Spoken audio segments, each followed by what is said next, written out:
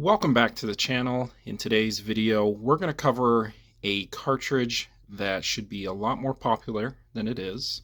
We're going to cover a really good cartridge that, for whatever reason, hasn't taken off like its siblings. In today's video, we're going to talk about the 300 PRC, and we're going to find out why it's not more popular. Hope you enjoy the video. The 300 PRC is a relatively new cartridge. Hornady introduced it in 2018. The parent case to the 300 PRC is the 375 Ruger. What Hornady wanted with this 300 PRC was basically to make a modernized 300 Winchester Magnum. And it basically does that. So it's technically a little bit faster than a 300 PRC. It sits right in between a 300 Win Mag and a 300 Weatherby and 30 Nosler.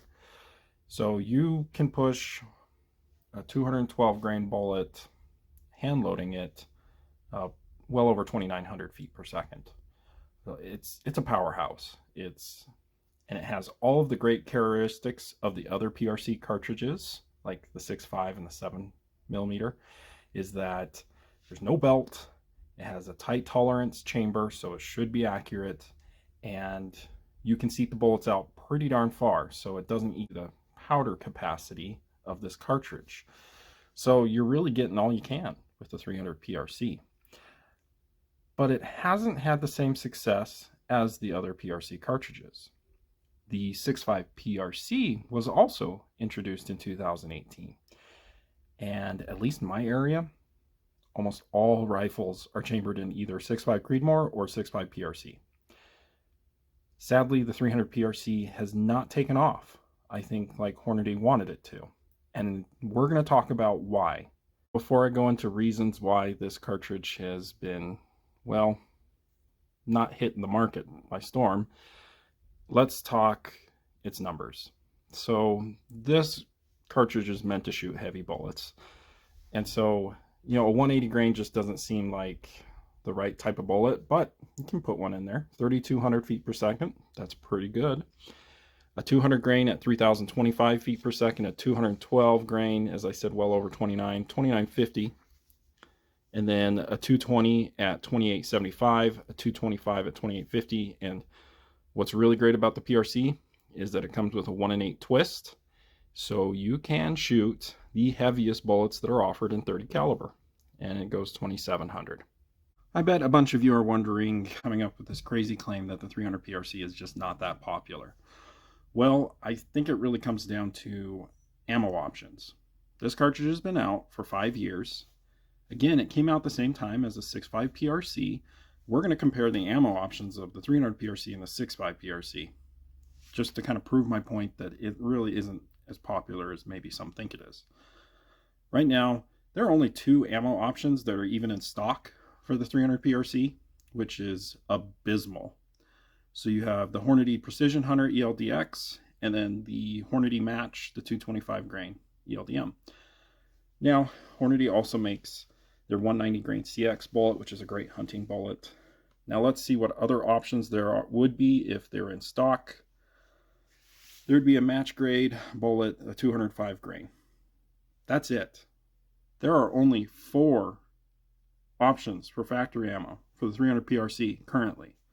Now, 2 are coming soon with the Federal Terminal Ascent, a 215 grain bonded bullet, which sounds really sweet, and then the 245 grain Elite Hunter.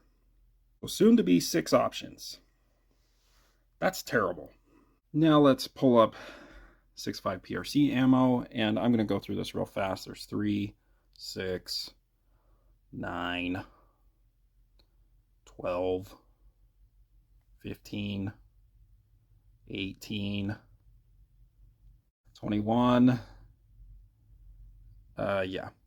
So 22 options. Now, obviously, a lot of them are coming soon, and some are out of stock. So, but you get the point.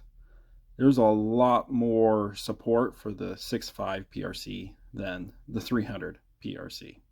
The number one reason why the 300 PRC has not taken off like a 6.5 Creedmoor, 6.5 PRC, and like the 7mm PRC is currently taking off is the 30 caliber market is very well established, and these cartridges aren't going anywhere anytime soon. They are very popular. So starting from the left, if you're wanting a great, efficient 30 caliber cartridge that doesn't have a lot of recoil, that's very accurate, you get a 308 Winchester. Okay. Then you have the classic do-it-all cartridge. It has the military history on top of it. It's the 30-06 Springfield. And then next to that, Winchester came out with the 300 WSM. Next to it is the king of the 30 caliber magnums, the 300 Winchester Magnum.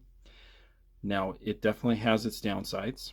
It has a really short neck, and the bullets are definitely eating into the powder capacity, but it seems like people just don't care. It has great performance, and it is definitely the best-selling 30 caliber Magnum. Then we get into our super magnums, as you could say. Next to it is the 300 Weatherby. Next to that is the 300 Remington Ultra Mag, and lastly the 30-378 Weatherby.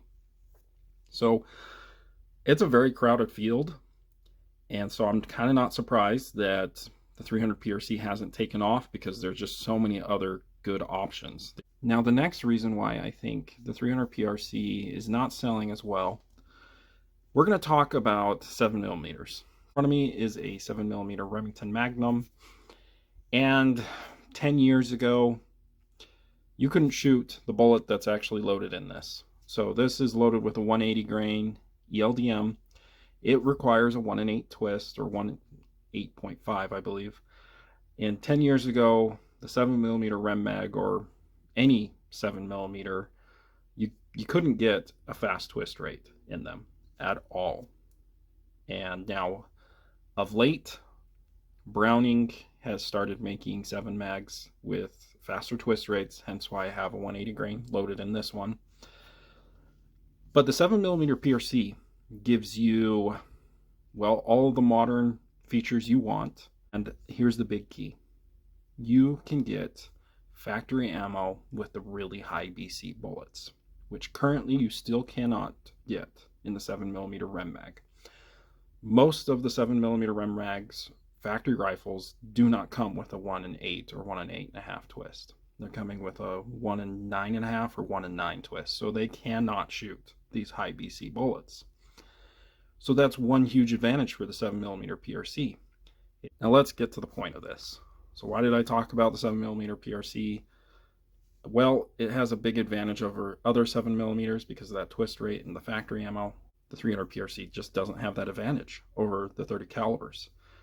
And here's the facts. You don't need a 1-in-8 twist in a 30 caliber to shoot really high BC bullets.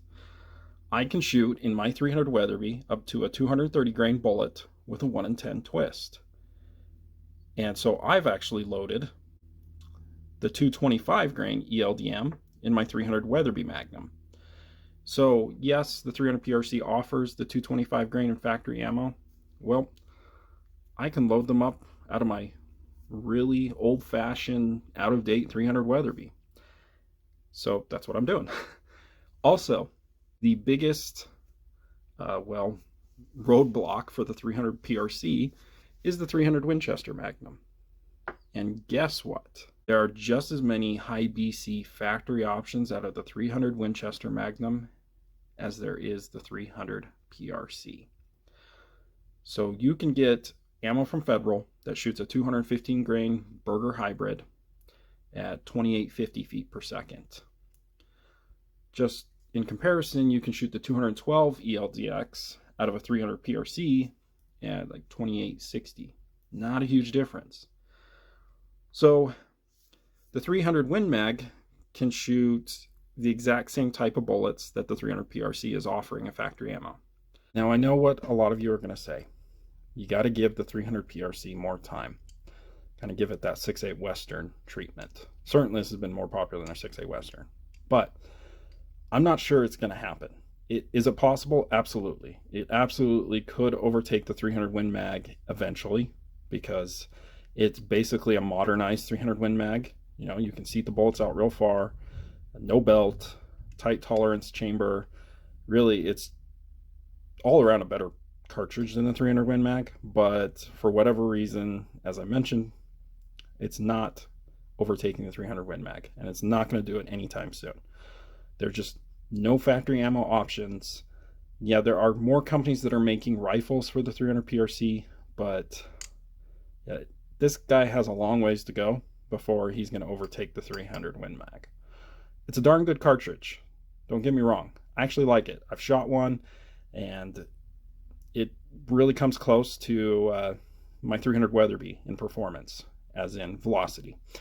So it's a darn good one, but I'm not sure if it will ever take off.